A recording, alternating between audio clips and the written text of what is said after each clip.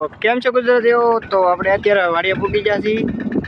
વાડીમાં તો માંડવી એટલી વાવી છે આપણે, એમાંથી ઓલી સાઈડ છે બાકી છે, એમાં એટલામાં ઉઈ ગઈ નથી. હવે કોને ખબર શું થયું, પણ ઠેરકો માર્યો હતો તોય. ને આ સાઈડ જો આ સાઈડની માંડવી છે ને, અહીંથી અહીંયા લગીની, અહીંથી ઓલી સાઈડ લગીની, એ બધું એમાં મેં એકલાય પટ માર્યો હતો. કારણ કે તઈ મારે એકલા ને મારે આવવાનું જોતું પટ મારવા, એટલે એ માંડવીને બી હતું ને એમાં મેં દવા સેટ કરી હતી. ને ઓલામાં છે ને અહીંથી આ દેખાય, અહીંથી ઠેઠ આમે લગીની એમાં અપાય ને એને મારી હતી. તો અત્યારે આપણી માંડવી કાંક આવી ગઈ છે, એમાં અપાય એને વાવી, એમાં તો ખાલા ખાબો થશે. અહીંથી તો ધોરિયો પડી ગયો છે જો. પાણી આમેથી ફુવારાનું તૂટી ગયેલું હોય ને ભાંગરો, એમાંથી આવે ધીમે ધીમે, એટલે અહીંથી જાય ધોરીએ પડી જવાનું છે. જો આ સાઈડ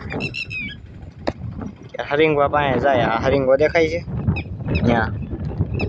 આપણે અહીંયા વાડીયા ટીટોડીની ઈંડા હતા બે, ઓલી સાઈડ આપણે આગળ જોવા જઈએ તો અત્યારે સૂર્ય દાદા પણ જો કે ઘટે નહીં એમ છે. આગળ આપણે લાઈવ કરશું, અને આ વિડીયો જે છે અત્યારે હું વ્લોગ બનાવું છું ને, એ થોડાક દિવસો પછી મૂકવાનો છું.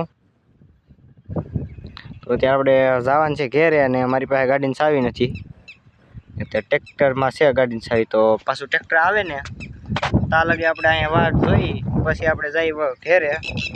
મારા ભાઈને કૂતરો ખવડી ગયો ને, તે એને લેવા જવું પડશે. કોને ખબર કંઈક શું છે, એ કૂતરો ખવડી ગયો છે એને, એટલે આપણે કૂતરો ખવડી ગયો ને એટલે હાલાય નહીં એમ કીધું છે ડૉક્ટરે. તો લેવા જવાનું શું છે. તો અત્યારે હું સા દેવા આવ્યો હતો, સા દેવા આવ્યો હતો. અહીંયા સાની બોણી પીડી, સા પી લીધો છે, અને પછી જો ટ્રેક્ટર લઈને બધા જો અત્યારે આપણે રા પાકે છે આ માંડવીમાં. કાંઈ ઘટે નહીં એવી માંડવી ઉગી છે, પણ થોડુંક કેવડાવશે.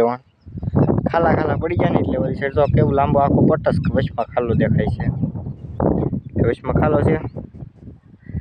મેં કોઈ વિચાર નહોતું કે આવું શું કહેવાય નુકસાન થઈ જશે, પણ મને એમ લાગ્યું કે હાલી જાય. આમાં જો કાંક નવીન વાવ્યું છે મકાઈ કેવું કાંક જો. અહીંયા જે એટલે બાવળ ને એવું હતું ને એ બધું હોરી નાખ્યું.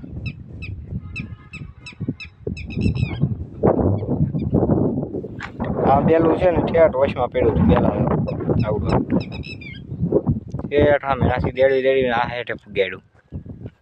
તો અત્યારે આવે ત્યાં લગી હું રાહ જોઉં છું. પછી અમારે જવું છે ઘેરે ભાઈને લેવા. એ ચાવી મારી પાસે નથી ગાડીની. આવી રીતના કાંઈક આપણી માંડવી ઉગી છે. તમારે કેવી ઉગી કમેન્ટ કરજો. તો ભારે નુકસાન શું કહેવાય, આમ તો ગણીએ તો ઘણું ખરું બદલાઈ ગયું. એટલા દિવસોથી મિત્રો હું વાડીએ નહોતો આવ્યો, 10 દિવસ થઈ ગયા છે. જેથી આ માંડવી વાવી હતી ને એ ખૂટી નથી ને, પહેલાંનો વાડીએ આવ્યો હતો ત્યારનો અત્યાર સુધી નહોતો આવ્યો, આજે આવ્યો.